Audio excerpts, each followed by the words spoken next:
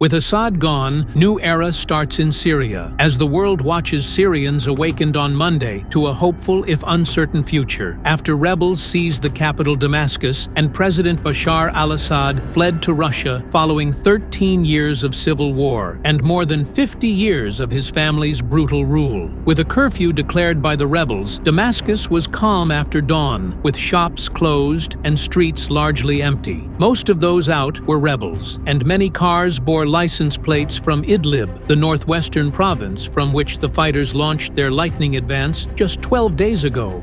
South Korea, President Yoon banned from foreign travel as leadership crisis deepens. South Korean President Yoon Suk-yeol has been banned from leaving the country over a failed attempt at imposing martial law, a Justice Ministry official said on Monday, amid growing calls for him to step down and a deepening leadership crisis. Yoon has apologized for the botched attempt and said he was leaving his political and legal fate to his ruling People's Power Party, but has not resigned. He has become a subject of criminal investigation, according to local media reports. Syrian rebels topple Assad, who flees to Russia in Mideast shakeup. Syrian rebels seized the capital Damascus unopposed on Sunday after a lightning advance that sent President Bashar al-Assad fleeing to Russia after a 13-year civil war and 6 decades of his family's autocratic rule. In one of the biggest turning points for the Middle East in generations, the fall of Assad's government wiped out a bastion from which Iran and Russia exercised influence across the Arab world. Moscow gave asylum to Assad and his family. Mikhail Ulyanov, Russia's ambassador to international organizations in Vienna, said on his Telegram channel,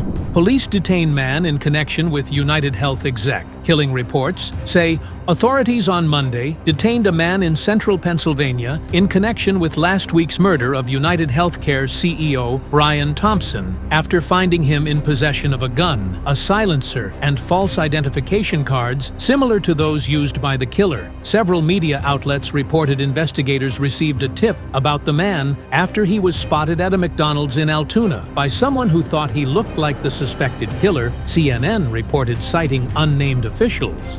America is threatening to sleep in the dark. Canadian official threatens to cut off energy to U.S. if Trump imposes tariffs. After meeting with Prime Minister Justin Trudeau and other top Canadian officials, Doug Ford, the Premier of Ontario, threatened to cut off energy to parts of the United States if President-elect Donald Trump imposes sweeping tariffs on Canada. Will the war between Russia and Ukraine flare up? A top Russian general accused by Ukraine of being responsible for the use of chemical weapons against Ukrainian troops was assassinated in Moscow by Ukraine's SBU intelligence service on Tuesday morning in the most high-profile killing of its kind. Lieutenant General Igor Kirillov, who was chief of Russia's nuclear, biological, and chemical protection troops, was killed outside an apartment building along with his assistant when a bomb hidden in an electric scooter went off. Russia's investigative committee, which probes serious crimes, said.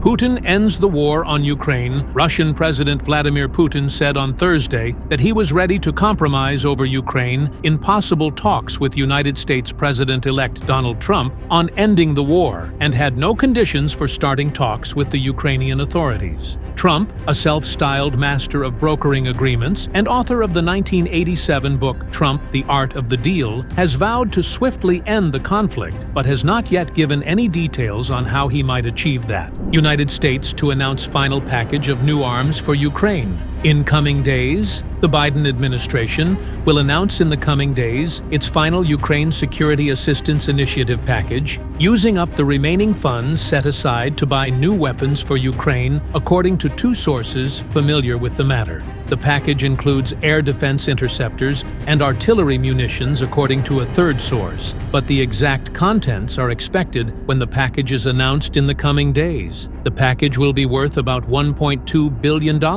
said the sources. United States agency warns extended government shutdown could lead to long lines at airports. The head of the Transportation Security Administration on Thursday warned that an extended partial United States government shutdown could lead to longer wait times at airports. Transportation Security Administration, which handles airport security screening, said about 59,000 of its 62,000 employees are considered considered essential and would continue working without pay in the event of a shutdown that would begin on Saturday unless the government reaches a funding deal.